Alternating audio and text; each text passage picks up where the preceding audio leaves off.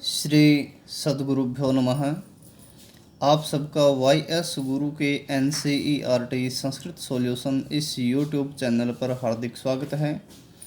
आज हम NCERT के द्वारा 8वीं कक्षा के लिए निर्धारित पाठ्यपुस्तक रुचिरा तृतीय भाग है। इस पाठ्यपुस्तक के द्वितीय पाठ बिलस्य वाणी न कदापि में श्रुता, इस पाठ का अभ्यास का कार्य करेंगे। यदि आप हमारे इस चैनल पर नए आए हैं तो हमारे इस चैनल को सब्सक्राइब करना मत भूलें। तो आइए देखते हैं यह हमारा अभ्यास का कार्य। प्रथम जो प्रश्न है इसमें है उच्चारणम कुरुत।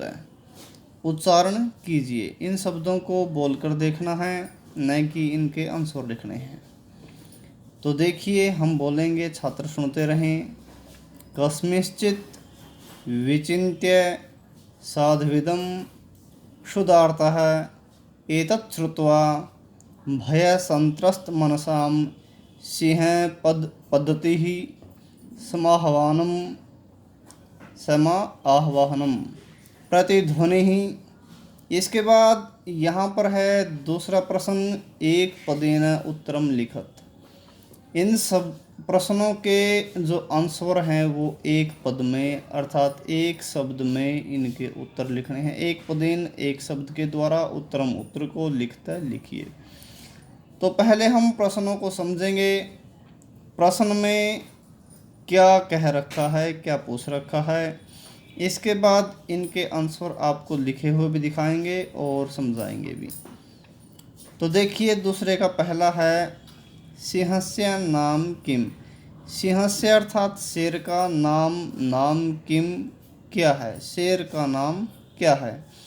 दूसरा गुहायाः स्वामी कै आसीत्। गुहायाः अर्थात गुफा का, स्वामी अर्थात मालिक या स्वामी कै कौन, आसीत् था, गुफा का स्वामी कौन था। तीसरा प्रश्न है सिंहः कस्मिन् समये गुहायाः समीपे आगतः। सिंह शेर कस्मिन् किस समय गुफा के समीपे पास में आगतः आया था। शेर किस समय गुफा के पास में आया था। चौथा है हस्त पादादिकाः क्रियाः केषां न प्रवर्तन्ते।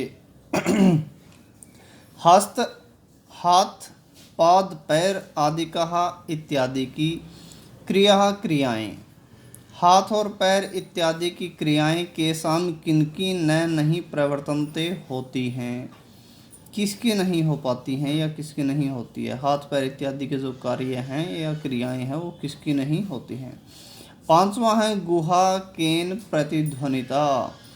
गुहा अर्थात गुफा, केन किसके द्वारा, प्रतिध्वनिता प्रतिध्वनित हुई अर्थात किसकी आवाज़ से प्रतिध्वनित हुई, यानी कि किसकी आवाज़ गुफा में से दोबारा प्रतिध्वनि के रूप में वापस आई। तो इनके आंसर देखिए। यहाँ पर आप देख रहे हैं प्रश्न नंबर 2। यहाँ पर आंसर लिखे हैं हमने।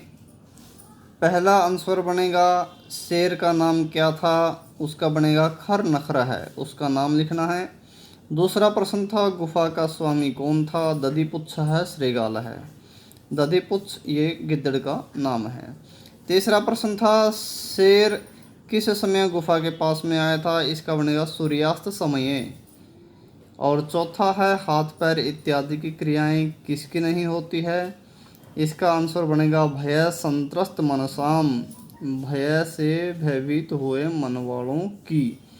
और पांचवा गुफा किसके द्वारा प्रतिध्वनित हुई, तो इसका बनेगा सिंहोच्च गर्जन प्रतिध्वनिना, शेर की ऊंची गर्जना की प्रतिध्वनि से। तो इसके बाद तीसरा, यहाँ पर यह तीसरा प्रश्न है पूर्ण वाक्येन उत्तरतः। पूर्ण वाक्य के द्वारा उत्तर दीजिए। पहला प्रश्न है खर नखर है कुत्र प्रतिवस्ती समय। खर नखर अर्थात खर नखर कुत्र कहाँ पर प्रतिवस्ती समय रहता था, खर नखर कहाँ पर रहता था। दूसरा प्रश्न है महतीम गुहाम दृष्ट्वा सिंह किम अचिंत्यत। महतीं बहुत बड़ी गुहाम गुफा को दृष्टवा देखकर सिंह शेर ने किम क्या अचिंत्यत सोचा। बहुत बड़ी गुफा को देखकर शेर ने क्या सोचा। तीसरा श्रृगाला है किम अचिंत्यत, श्रृगाला है गिद्दड़ ने किम क्या अचिंत्यत सोचा, गिद्दड़ ने क्या सोचा। और चौथा है श्रृगाला है कुत्र पलायित है, श्रृगाला है गिद्दड़ कुत्र कहाँ पलायित है भाग गया, गिद्दड़ कहाँ भाग गया। पांचवा है गुहा समीपम आगत्य श्रृगाला है किम पश्यति, गुहा समीपम गुफा के पास में आगत्य आकर श्रृगाला है गिद्दड़ किम क्या पश्यति देखता है, गुफा के पास में आकर गिद्दड़ क्या देखता है। और अंतिम है कह शोभते, कौन शोभा पाता है या कौन सुख पाता है। इनके आंसर देखिए, यहाँ पर इनके आंसर है। पहले का आंसर देखिए प्रश्न नंबर 3 के खर नखर है कस्मिश्चित वने प्रतिवस्थि स्म है, खर नखर किसी वन में रहता था। खर नखर का अर्थात खर नखर कस्मिश्चित किसी वन में प्रतिवस्थि स्म है रहता था, खर नखर किसी वन में रहता था। प्रश्न में जगह पूछी थी तो जगह बताया कस्मिश्चित वने किसी जंगल में। दूसरा प्रश्न इसका आंसर बनेगा सिंह अचिंत्यत, शेर ने सोचा नूनम एतस्याम गुहायाम रातौ कोपि जीवः आगच्छति। सिंह शेर ने अचिंत्यत सोचा नूनम निश्चय ही एतस्याम इस गुहायाम गुफा में रात्रौ रात में कोपि कोई जीव है प्राणी आगच्छति आता है, अतः इसलिए अत्रैव यहीं पर निगूढ़ो भूत्वा छिपकर तिष्ठामि बैठ जाता हूँ, इसलिए यहीं पर छिपकर बैठ जाता हूँ। ऊपर आप प्रश्न भी देख रहे हैं साथ में। और तीसरे का बनेगा श्रृगाला है चिंतित, गिद्दड़ ने सोचा ओहो अरे विनष्टो अस्मि, मैं मर गया हूँ, मैं नष्ट हो गया हूँ। आप पाठ में भी इनके शब्दार्थ देख चुके हैं। अहो अरे विनष्टो नष्ट हो गया, अस्मि हूँ नष्ट हो गया हूँ, मर गया हूँ। नूनम निश्चय ही अस्मिन इस बिले, बिले अर्थात गुफा में सिंह शेर अस्ति है, इति ऐसा तर्कयामि मैं मानता हूँ, ये गिद्दड़ ने सोचा था। पहले प्रश्न में था शेर ने क्या सोचा और इसमें तीसरे में था गिद्दड़ ने क्या सोचा। अब चौथा प्रश्न है गिद्दड़ कहाँ पर भागा, श्रृगाला है दूरम पलायित है, गिद्दड़ दूर भाग गया। पांचवा है गुहा समीपम आगत्य, गुफा के पास में आकर श्रृगाला है शेर गिद्दड़ सिंह पद पदति ही शेर के पाँव के निशान पश्यति देखता है। प्रश्न पूछा था क्या देखा, तो शेर के पाँव के निशान देखता है। और कौन सुख पाता है, यह जो अनागतम आने वाले दुख को कुरुते उसका उपाय कर लेता है, जो आने वाले दुख का उपाय कर लेता है, स शोभते वह सुख पाता है। अब चौथा प्रश्न देखिए, यहाँ पर है प्रश्न नंबर 4 रेखांकित पदानी, रेखांकित अर्थात जो अंडरलाइन किए हुए शब्द हैं, रेखांकित पदों को आधृत्य आधार मानकर आधार बनाकर प्रश्नों का निर्माण कुरुतः कीजिए। यह है इस तरह के प्रश्न जो आप हैं 6th क्लास से करते हुए आए हैं संस्कृत में, इसमें सिर्फ एक शब्द को ही चेंज करना होता है और उस शब्द के स्थान पर हम प्रश्नवाचक शब्द को स्थापित कर देते हैं और शेष पंक्ति जो शेष लाइन है वो वैसी की वैसी रहती है। तो यहाँ पर देखिए चौथा प्रश्न, चौथे का कै भाग शुद्धार्थ है भूख से व्याकुल हुआ सिंह शेर सिंह शेर ने कुत्रापि कहीं भी आहारम भोजन को नहीं प्राप्त किया। भूख से पीड़ित शेर ने कहीं भी भोजन को प्राप्त नहीं किया। तो दूसरा है दधिपुच्छ है, दधिपुच्छ नामक श्रृगाला है, गिद्दड़ गुहाया गुफा का स्वामी आसित था। दधिपुच्छ नाम का गिद्दड़ गुफा का स्वामी था। तीसरा है ऐसा यह गुफा स्वामी न है, स्वामी का सदा आवाहन करोति करती है। यह गुफा स्वामी का सदा आवाहन करती है। चौथा, भय संत्रस्त मनसाम, भय से भयभीत हुए मन वालों की हस्तपाद आदि कहा, हाथ पैर इत्यादि की क्रियाएं न नहीं प्रवर्तनते होती हैं। पांचवा, आवाहन करने से श्रृगाल है गिद्दड़ बिल में प्रवेश करके सिंहस्य शेर का भोजन भविष्यति बनेगा। आवाहन करने से गिद्दड़ बिल में प्रवेश करके शेर का भोजन बनेगा। तो इनकी अंडरलाइन किए हुए शब्दों के स्थान पर कौन से शब्द आएंगे वो देखिए आप। यहाँ पर ऊपर आप देख रहे हैं प्रश्न नंबर 4 आंसर हमने लिखे हुए हैं।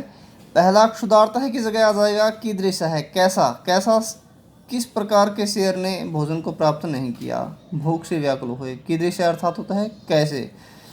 दूसरा, दधिपुच्छ है नाम, दधिपुच्छ नाम का गिद्दड़, तो इसकी जगह पर आ जाएगा किम नाम, किम दधिपुच्छ की जगह पर आ जाएगा किम, किस नाम का गिद्दड़।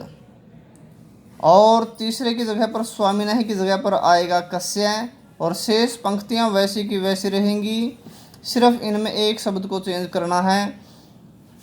और चौथे में हस्तपादादिकाः की जगह पर आ जाएगा कहा, क्या का अर्थात क्या या कौन सी, भयभीत हुए मन वालों की कौन सी क्रियाएं नहीं होती। और पांचवें में बिले की जगह पर आ जाएगा कुत्तर। छात्र इस बात का ध्यान रखें, अगर किसी स्थान की जगह पर आपको प्रश्न निर्माण करना हो वहाँ पर हमेशा ही कुत्तर आएगा। ये बिल जो है एक स्थान है, और जहाँ पर किसी भी स्थान की जगह पर अंडरलाइन हो तो कुत्तर वहाँ पर स्थापित हो जाएगा। कुत्तर अर्थात कहाँ पर। आवाहन करने से गिद्दड़ कहाँ पर प्रवेश करके शेर का भोजन बनेगा। इसके बाद है पांचवा प्रश्न। पांचवें प्रश्न में आप देख रहे हैं घटना क्रमानुसार वाक्यानि लिखता है, घटना क्रम के अनुसार वाक्यों को लिखिए।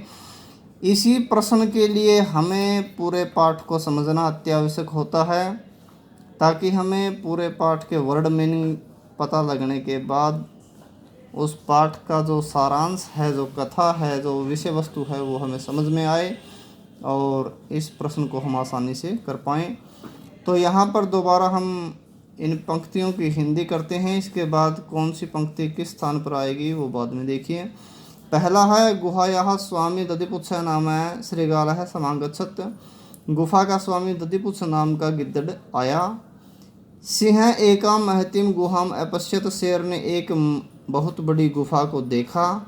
परिभ्रमण घूमता हुआ सिंह शेर क्षुधार्तो हो, भूख से व्याकुल जाता है हो गया।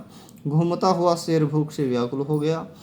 चौथी पंक्ति है दूरस्थ है श्रृगालः रवम कर्तुम आरब्ध है। दूर खड़े हुए गिद्दड़ ने रवम शब्द को, ध्वनि को कर्तुम करना आरब्ध है शुरू कर दिया। और पांचवी पंक्ति है सिंह शेर ने श्रृगाल से गिद्दड़ का आवाहन अक्रोध किया। शेर ने गिद्दड़ का आवाहन किया। छठी पंक्ति है दूरम पलायमानः श्रृगालः श्लोकम अपठत्। दूर भागते हुए श्रृगाल ने गिद्दड़ ने श्लोक को अपठत् पढ़ा। अंतिम पंक्ति है गुहायाम कोपि अस्ति, गुहायाम गुफा में कोपि कोई अस्ति है इति, ऐसा श्रृगाल का गिद्दड़ का विचार है, विचार था या मानना था, मत था। तो कौन सी पंक्ति के स्थान पर आएगी इसको आप देखिए। यहाँ पर आप देख रहे हैं प्रश्न नंबर 5। पहले स्थान पर आएगा ग, दूसरे पर आएगा ख, तीसरे स्थान पर आएगी क वाली पंक्ति, चौथे पर आएगा छ, पांचवें पर आएगी घ वाली, और छठे पर ग, और सातवें पर च वाली। इस तरह से इनका जो क्रम है वो स्थापित हो जाएगा। इस तरह से आप इनको व्यवस्थित करके पुनः लिख सकते हैं। तो अब देखिए प्रश्न नंबर 6। प्रश्न नंबर 6 में यथा निर्देश के अनुसार उत्तर लिखिए। इनमें एक एक पंक्ति दी हुई है और उस पंक्ति के अंदर से व्याकरण के बिंदुओं को पूछा गया है। पहली देखिए, एकाम एक महतीम बहुत बड़ी गुहाम, गुफा को दृष्टवा देखकर स उसने अचिंत्यत सोचा, अस्मिन इस यह पंक्ति है, एक बहुत बड़ी गुफा को देखकर उसने सोचा। अस्मिन वाक्य, इस वाक्य में कति विशेषण पदानी, कति कितने विशेषण पदानी, विशेषण पद हैं। संख्या सह पदानी अभी लिखत, संख्या के साथ में पदों को भी लिखो। वो कितने हैं और कौन कौन से हैं दोनों बताने हैं। विशेषण किसे कहते हैं? विशेषता का ही नाम विशेषण है। जो विशेषता होती है वही विशेषण होता है। अब यहाँ पर देखिए प्रश्न नंबर 6, यहाँ पर है द्वे विशेषण पदेशतः है। द्वे अर्थात दो विशेषण पद हैं।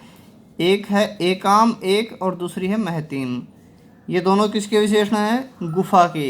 एक बहुत बड़ी गुफा को देखकर, तो गुफा कैसी थी? एक थी और बहुत बड़ी थी। ये दोनों शब्द गुफा के विशेषण हैं। एक बहुत बड़ी गुफा को देखकर, एकाम महतीम, दो विशेषण हो गए। दूसरा है तद अहम अस्य आवाहनम करोमि। तद अहम, तत् तो अहम मैं, अस्य इसका आवाहन करोमि करता हूँ। अतर यहाँ पर अहम, जो अहम है मैं, इति ऐसा पदम जो शब्द है, कस्मै किसके लिए? प्रयोग किया गया है। अहम शब्द यहाँ पर किसके लिए प्रयोग किया गया है? तो मैं इसका आवाहन करता हूँ। यहाँ पर अहम पदम, जो अहम शब्द है वो सिंहाय प्रयुक्तम, शेर के लिए किया है। क्योंकि शेर ने सोचा अब गुफा तो बोल नहीं रही, तो मैं ही गिद्दड़ को बुला लेता हूँ। अहम पद सिंहाय प्रयुक्तम, शेर के लिए प्रयोग किया गया है। इसके बाद है यदि त्वम माम न आह्वयसि, यदि तुम माम मुझको न नहीं आह्वयसि बुलाओगे। अस्मिन वाक्य, इस वाक्य में कर्तृपदम किम, कर्ता शब्द कौन है? कर्ता शब्द क्या है? यहाँ पर इसका आएगा त्वम इति कर्तृपदम। त्वम जो शब्द है वो कर्ता है। यदि तुम मुझे नहीं बुलाओगे, कार्य करने वाला कर्ता कहलाता है, तो बुलाने वाला तुम। यहाँ चौथा है सिंह पद पद्धति ही, शेर के पांव के निशान गुहायाम, गुफा में प्रविष्टा, प्रवेश किए हुए दृश्यते दिखाई देते हैं। अस्मिन वाक्य, इस वाक्य में क्रियापदम किम, क्रिया शब्द क्या है? क्रिया किसे कहते हैं? काम का होना। तो यहाँ पर क्या कार्य है? दृश्यते, नहीं प्रवेश किया हुआ, और दृश्यते भी है। शेर के पांव के निशान गुफा में प्रवेश किए हुए दिखाई देते हैं। तो यहाँ पर प्रविष्टा और दृश्यते दोनों शब्द जो हैं ये क्रिया है। प्रवेश किए हुए और दिख रहे हैं, ये दोनों। तो यहाँ पर हम क्रिया पदम की जगह पर लिखेंगे क्रिया पदे, पदम पदे पदानी। प्रविष्टा दृश्यते इति क्रियापदे, ये दो क्रियापद हैं। इसके बाद है अंतिम वने अत्तर, इस वन में संस्तस्य रहते हुए की समागता आ गई, जरा बुढ़ापा। ये आयु के विषय में समागता लिख दिया। जरा जो शब्द है उसको बुढ़ापा कहते हैं। हिंदी में बुढ़ापा पुल्लिंग है, लेकिन जरा जो शब्द है वो संस्कृत में स्त्रीलिंग होने के कारण समागता आ गया यहाँ पर। इस वन में रहते हुए का बुढ़ापा आ गया। अस्मिन वाक्य, इस वाक्य में अव्यपदम किम, अव्यय शब्द क्या है? जो लिंग वचन इत्यादि के प्रभाव में आकर चेंज न हो उसको अव्यय कहते हैं। अविकारी शब्द भी कहते हैं इसको। तो वने ये विभक्ति में चेंज हो गया, संस्तस्य ये भी विभक्ति में चेंज हो सकता है, समागता ये भी, और जरा यह भी। लेकिन अत्र जो शब्द है वो अव्यय शब्द माना गया है। अत्र अव्यय पदम। इसके बाद 7वां प्रश्न है मंजूषातः। मंजूषा इंडेक्स या कॉलम को हम मंजूषा कहते हैं। इससे अव्यय पदानी, अव्यय शब्दों को चित्वा चुन करके रिक्त स्थानानि, रिक्त स्थानों की पूर्यता पूरा कीजिए। ऊपर शब्द दिए हुए हैं, उनके अर्थ समझ लीजिए। कश्चन कोई, दूरे दूर, नीचे नीचे, यदा जब, तदा तब, यदि यदि, तरहि तो, परम परंतु, च और सहसा अचानक। अब हिंदी हम साथ में करते रहेंगे तो अर्थ आपको समझ में आता रहेगा। पहला देखिए, एकस्मिन वने, एक वन में व्याधः शिकारी ने जालम जाल को विस्तीर्य फैलाकर स्थित कर दिया। तो पहले में आएगा कश्चन, एक वन में कश्चन व्याध है, किसी शिकारी ने जालम विस्तारिय जाल को फैलाकर, विस्तीर्य के बाद आएगा दूरे, दूर स्थित है, खड़ा हो गया। एक वन में कोई शिकारी जाल को फैलाकर दूर खड़ा हो गया। क्रमशः कर्मानुसार आकाशात, आकाश से, सपरिवार है, परिवार के साथ, कपोत राज है, कबूतरों का राजा, आगच्छत आ गया। तो आकाश से आया है तो यहाँ पर हम लिखेंगे नीचे, नीचे, आकाश से नीचे आ गया। कपोत राज है के बाद आएगा नीचे। इसके बाद कपोतः तंडुलान अपश्यन, कबूतरों ने चावलों को अपश्यन देखा, तेसाम उनको लोभ जाता हो गया। तो कपोतः से पहले आया यदा, जब कबूतरों ने चावलों को देखा, तदा तब, तेसाम उनको लोभ हो गया, लालच हो गया। कपोतः से पहले यदा और अपश्यन के बाद में तदा। इसके बाद परम राजा सहमत नासित, परम परंतु राजा जो कबूतरों का राजा था वो सहमत नासित, सहमत नहीं था, उसका मन नहीं मान रहा था। तस्य युक्ति आसित, उसका विचार था, तस्य उसका युक्ति, उपाय या विचार या युक्ति, आसित थी या था, उसका विचार था या उसकी युक्ति थी कि वने, वन में कोई भी मनुष्य नास्ति, नहीं है। यहाँ पर आएगा यदि, वने से पहले यदि वन में कोई भी मनुष्य नहीं है तो कुतः, कहाँ से, तंडुला नाम संभव है, चावलों का उत्पत्ति कहाँ से हो सकती है, चावल कहाँ से संभव हो सकते हैं।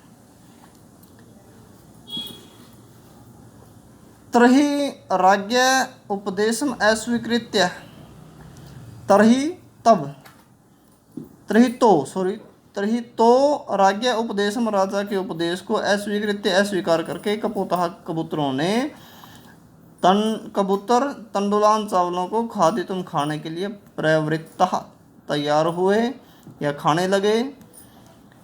तो राजा के उपदेश को अस्वीकार करके कबूतर चावलों को खाने लगे।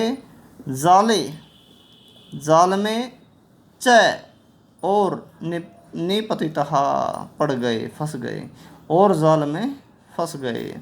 अतः उक्तम, इसलिए कहा गया है, सहसा वेदधीत न क्रियाम, सहसा अचानक, वेदधीत से पहले आएगा सहसा, सहसा वेदधीत, करनी चाहिए, नहीं क्रियाम, क्रिया को, अचानक क्रिया को नहीं करना चाहिए, अचानक बिना सोचे समझे कोई भी कार्य नहीं करना चाहिए। तो यहाँ पर हमारा दूसरे पाठ का अभ्यास का कार्य पूर्ण हुआ। आशा है आप सबको हमारी ये मेहनत, हमारी ये वीडियो ज़रूर पसंद आई होगी।